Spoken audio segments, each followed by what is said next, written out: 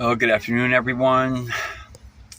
I'm going to do a little in-depth video on these error codes that I got. I'll try not to make this too long because, I noticed that long videos, no one usually watches them. And these error codes, I'd like you to get to the end so you know what they are. Anyway, I'll start with the code 12. I'll be right back. Real quick, I bought this GM code reader. It's an error code reader. And you don't have to have this. This thing, it has these two pins on the right there. And these pins plug in. Yeah, right here. I'm going to edit this so you'll actually see it. I'll make it quicker. But you see those two pins at the top right corner? Those two, you see where the two pins go in? If you just take a paper clip or a bobby pin or whatever and just jump those two pins, your car will give you the codes. For 12 code, you just count the service engine light blinks. See, there goes 1 and then 1, 2. That's a 12 code. That is a diagnostic signal. That's all that is. Code is a code 13, and you see that wire that's now plugged into anything right there? That is actually the plug that goes to what's supposed to be an oxygen sensor, but as you can see, mine has rusted off and it's gone. So once I get another pipe, I'll fix this. Or just get one of those drill kits and drill a hole and mount one on the side of the pipe.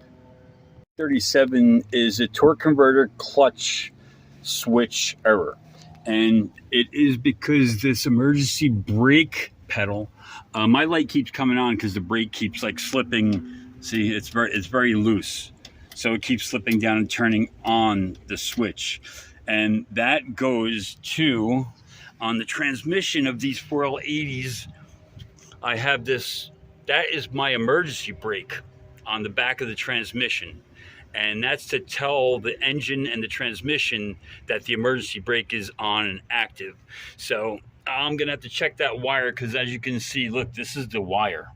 It's broken, it's kinked, it's a mess. I'll never step on it, but the light keeps going on. So I'm gonna figure out how to fix that and get rid of the code 37. Okay, so code 43 is your knock sensor code. And I just replaced this. As you can see, it's new. But what's happening here, I believe, is if you can see this, do you see my oil dipstick? It's not fully inserted into the engine. So what I've got is an overfilled oil condition, and I believe that the oil is up over where the knock sensor goes into the block, and that's what's blocking that. So I'm going to do an oil change, and that should take away code 43. A little bit more disheartening. It's off of this harness that goes into the transmission. There is a transmission fluid temperature sensor gauge in there. And if it's bad, I wish I had replaced the harness, but I didn't. But also it says you could just clean these connectors and that may clear it up. So that's what I'm gonna try. But if I gotta drop the pan and replace the harness, no problem. You don't have to drop the tranny at least. So we'll see how that goes. I'll let you know when I fix it. Okay, so error 72 is a VSS, which is vehicle speed sensor, which there's two on this transmission. There is one right there, and there is another one right there. Now these speed sensors, this one reads the engine RPM speed, while this one reads the actual vehicle speed. Now, a problem with this thing is when this back one is bad, it doesn't know the speed of the vehicle, so it doesn't know what gear to shift into, and that could be a big problem. But it says if your speedometer is working, that the rear one is working.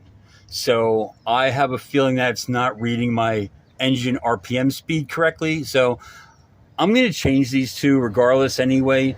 But it also says that this problem could be just the wiring to the ECM, the electronic control model.